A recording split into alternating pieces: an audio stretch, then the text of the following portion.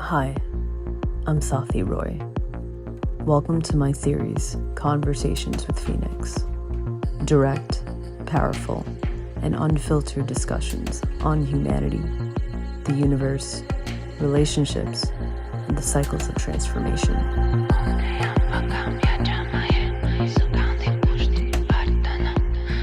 One quick way it manifested in relationships in my 20s was in kind of just blocking my heart, blocked heart chakra.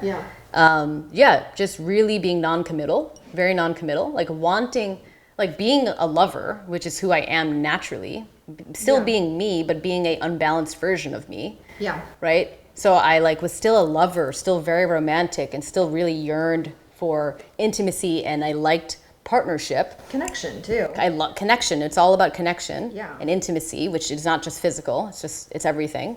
But I was closed-hearted. I didn't allow myself to fully get vulnerable. I didn't allow myself to fully take 2 feet into a relationship. I always had one out. Always. I always needed to feel a sense of control, because I didn't want to get hurt. It was literally, obviously, all defense mechanisms for blocking a wounded heart. The wounded yang. Right, which was wounded yang. And essentially, it operated, it manifested in other ways, right? Like it showed in just ways of not necessarily being the most truthful with how I was feeling, with where I was at, with what I was needing, with, my boundaries, and also with honesty. I felt like I would basically, I had such a problem hurting people, which obviously many people do / should, but I had such a problem of getting somebody else upset that I would omit information. And omitting information is the same thing as being dishonest. It is, because if you're not going to give somebody the full story, then that changes the whole story.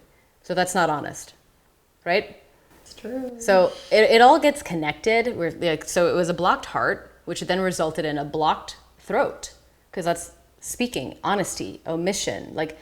Honesty is what a harmonized throat chakra looks like. When you have harmonized your throat chakra, you cannot speak a lie. You can't. You literally can't. It doesn't feel good. Everything that you say is something that you actually really do believe. It is your truth, your actual truth. And that's what a harmonized throat chakra looks like. But when it's not harmonized and it's in imbalance, right? You can do these little games. And back then I was able to do these little games because it's all connected. Yep. So a wounding is a kind of a vague way of being specific, when the reality is it's unbalanced, right? You're not balanced. You haven't balanced out your heart. Yeah. You haven't balanced out your throat. You haven't balanced anything. Harmonized. Yeah. Or you're 2 in one emotion. Maybe it's ego. You're 2 in the other emotion. Maybe you have the opposite. You have a wounded yin, and it comes out in the form of anxious attachment or something, right? Yeah. These are all imbalances. Yeah. Or the idea of sometimes it also comes out, and I've noticed that control, it shows up differently in the wounded yang versus the wounded yin. Yeah. But it does show up. That need to control outcomes, the need to control, the emotional temperature of the relationship, the need to, it's still trying to exert control and outcome based on fear. It's operating out of that state of woundedness. Right.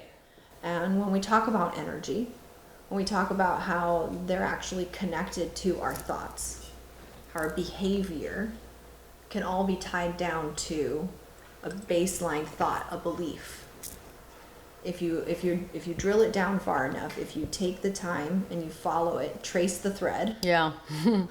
Which takes time. A lot of time. It takes time. It takes solitude. Courage, it takes solitude. It takes a lot of acknowledgement, a lot of pain. Right. Oh my God. It takes a lot of pain. It does. Yeah.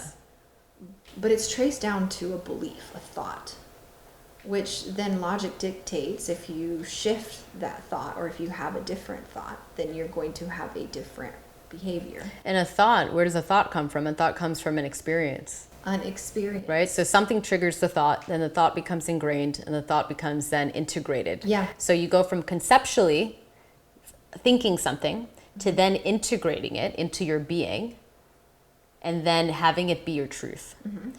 And that is how you learn. It is. It's the two parts of learning. The first part is the conceptual understanding and the awareness, and then the second part is integrating it into your being, so much so that it is your truth. It is what you perceive to be truth. So when you that's where the whole term self-limiting beliefs come from. Absolutely. It's like breaking down. It's like, how do we break down your learned thoughts and behaviors?